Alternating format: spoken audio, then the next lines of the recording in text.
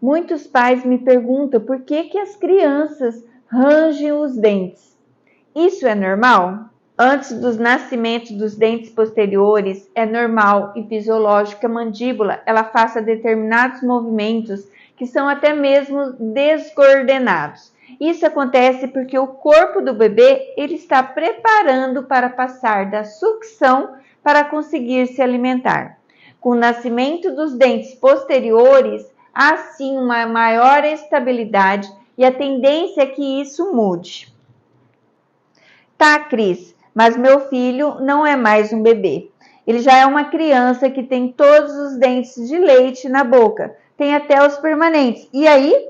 Bom, a conduta para esses casos vai depender da frequência com que isso está acontecendo, a intensidade. Será que seu filho ele anda apertando os dentes quando ele está acordado?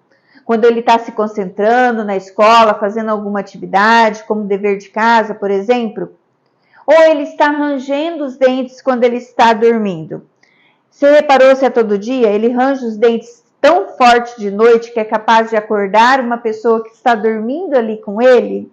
Então, todas essas perguntas que eu fiz são informações muito importantes para a gente entender o que está acontecendo com seu filho e de que forma a gente pode ou não intervir. Devemos conhecer os fatores de risco que ajudam a desenvolver o bruxismo, são muito importantes para que a gente possa prevenir, até mesmo em alguns casos intervir. Pois, por exemplo, aumento da ansiedade, às vezes consumo de alguns alimentos açucarados, uso de telas próximo ao horário de dormir, ficar no celular.